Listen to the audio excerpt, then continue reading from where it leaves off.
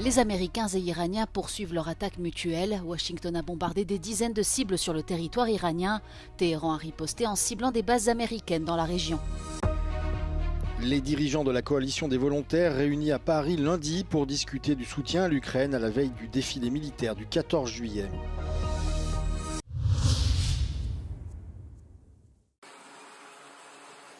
Les Américains et Iraniens poursuivent leur attaque mutuelle. Ce lundi au petit matin, l'armée américaine a annoncé avoir bombardé pour la deuxième journée consécutive des dizaines de cibles sur le territoire iranien, notamment des systèmes de défense aérienne militaire, des sites radars côtiers ainsi que des installations de missiles et de drones. De leur côté, les gardiens de la révolution iranienne confirment des frappes dans le sud et l'ouest du pays, ainsi que les îles de Keshm et de Farour dans le Golfe. Ils ont également précisé que 2 personnes ont été tuées et 4 autres blessées. Peu de temps après, Téhéran a riposté avec de nouvelles frappes contre des bases américaines au Koweït, à Bahreïn et en Jordanie. Les sirènes d'alerte aérienne ont retenti dans les 3 pays jusqu'à lundi matin.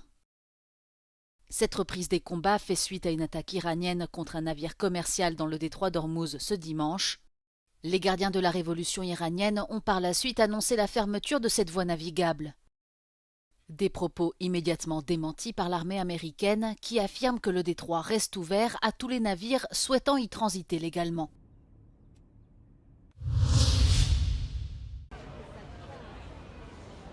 À Paris, les dirigeants de la coalition des volontaires se réunissent ce lundi pour afficher leur soutien à l'Ukraine et renforcer la coordination militaire entre alliés. Créée par la France et le Royaume-Uni, cette alliance rassemble actuellement 35 pays et doit accueillir 2 nouveaux membres, la Moldavie et la Macédoine du Nord. Au cœur des discussions, le renforcement de la défense aérienne ukrainienne et la mise en place de capacités de défense antimissiles balistiques. L'objectif est aussi de préparer les garanties de sécurité pour Kiev et de montrer que les alliés occidentaux restent mobilisés malgré la durée du conflit. Selon l'Elysée, cette réunion doit envoyer un message clair à Moscou. Les partenaires de l'Ukraine ne comptent pas relâcher leur soutien ni céder à la lassitude. Cette séquence diplomatique intervient à la veille du défilé du 14 juillet à Paris qui mettra également en avant l'engagement des alliés européens aux côtés de l'Ukraine. Donald Trump semble ouvert à la possibilité d'un rapprochement avec Ankara et examine la question des F-35. Cependant, à Washington, l'opposition à une éventuelle vente de ces avions de combat à la Turquie ne cesse de croître. Le lobby gréco-américain, en collaboration avec des membres du Congrès et des organisations représentant la communauté juive américaine, cherche à préserver les barrières que le Congrès a lui-même mises en place. Μετά το 1935 έχουμε δει από την βουλευτή Dina Titus της Νεβάδα ότι έχει μαζέψει διάφορους, κυρίως δημοκρατικούς, μόνο δημοκρατικούς βουλευτές, 18 συγκεκριμένους, που έχουν στείλει μια επιστολή τώρα στους ηγέτες της Βουλής, τον Scalise και τον Hakeem Jeffries, τον αντίστοιχο ρεπουμπλικανό και δημοκρατικό, έτσι ώστε να είναι έτοιμοι να κινηθούν και να αποτρέψουν οποιαδήποτε κίνηση δούμε από τον πρόεδρο Trump σχετικά με τα F-35. Αλλά το πρόβλημα είναι ότι είναι μόνο οι δημοκρατικοί που έχουν υπογράψει αυτό το γράμμα.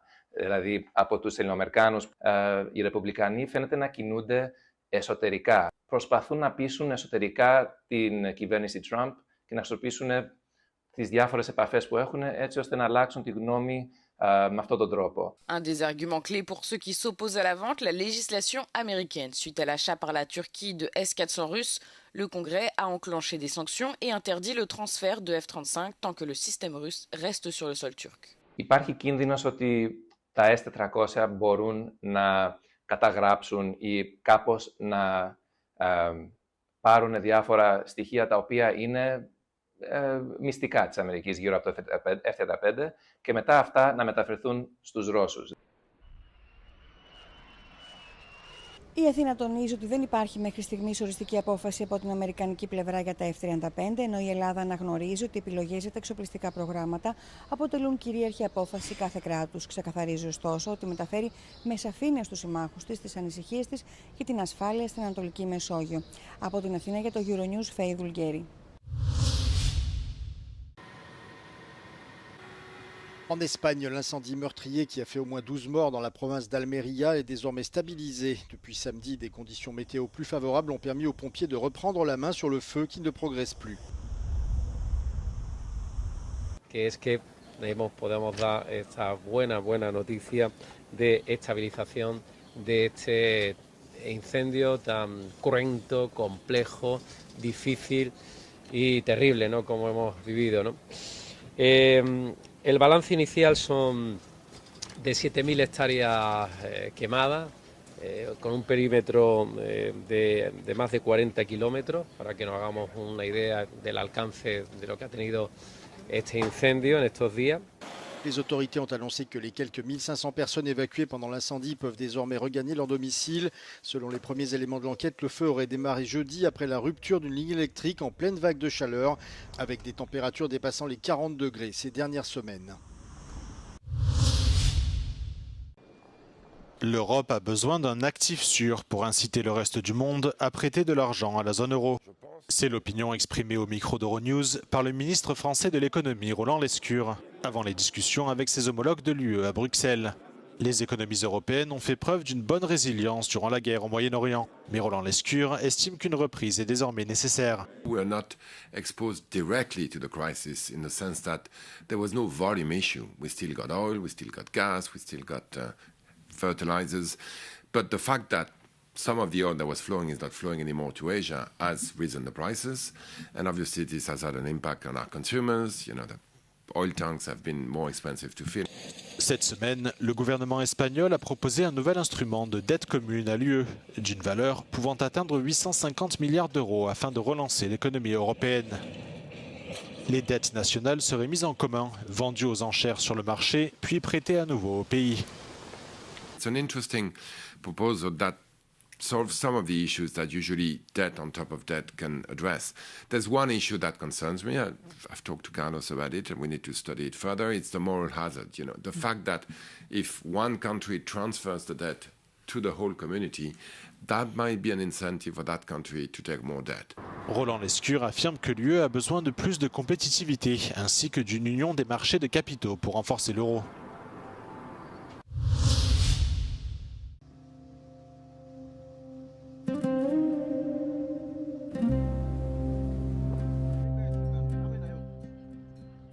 Przejście graniczne w Ręk jest przejściem, przez które większość osób, która ucieka przed wojną w Sudanie, dociera do Sudanu Południowego. Do dzisiaj jest to już ponad 1 000 000 osób. I wspólnie z partnerem prowadzimy taki projekt skupiony na dostarczaniu podstawowej opieki medycznej oraz dożywianiu dzieci do 5 roku życia oraz matek karmiących i kobiet w ciąży.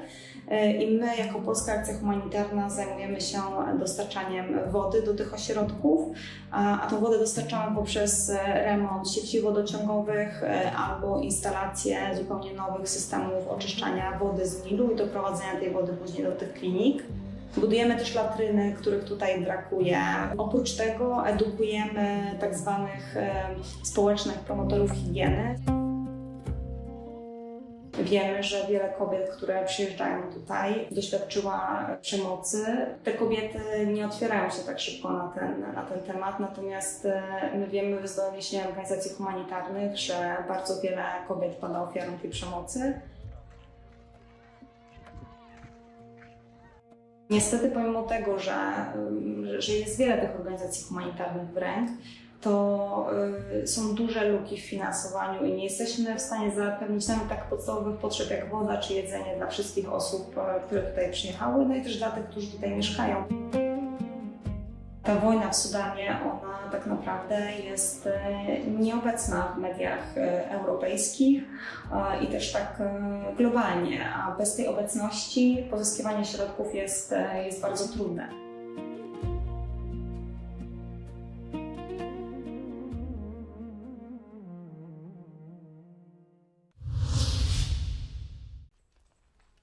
Le sanctuaire pour éléphants de l'Alentejo accueille sa première résidente. Prénom Julie, ancienne profession, éléphante de cirque. Capturée il y a 40 ans, elle était la dernière à voyager avec des circassiens au Portugal.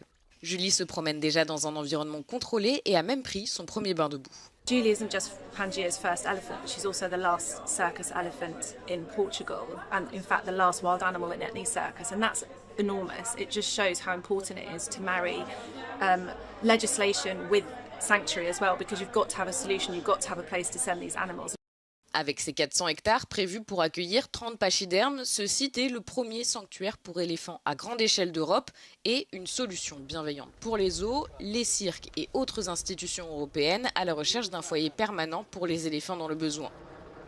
Après la mise en œuvre de l'interdiction des animaux sauvages dans les cirques au Portugal en 2024, Julie est restée sous la garde de son propriétaire, le cirque Victor Hugo Cardinali, jusqu'à ce qu'un lieu de vie adapté puisse lui être trouvé. L'arrivée de cette éléphante fait suite à un accord volontaire entre le cirque et l'organisation. Ultimately, there hasn't been any solution for any zoos, circuses or governments who are looking for a place to send elephants in need. And basically that's what we're providing. We're here to work together with those elephant holding facilities and governments to help give elephants a new life. So our experience with Victor Hugo Cardinali has just been incredibly positive. I think as soon as we came to that agreement, we were both just so focused on Julie's welfare and trying to get the best outcome for her. So I just think it's a really good foundation to set to show this is how we're going to work going forward. Pour l'instant, Julie est la seule résidente du sanctuaire qui n'est pas encore ouvert au public. Kariba, une autre éléphante d'Afrique, elle aussi capturée dans la nature et âgée d'environ 40 ans, devrait arriver prochainement. Elle vit actuellement seule dans un zoo en Belgique. Pangea, une fondation basée au Royaume-Uni, a ouvert le sanctuaire grâce au financement de diverses organisations. Elle est également en pourparlers avec d'autres institutions afin d'accueillir d'autres éléphants se trouvant dans des situations similaires.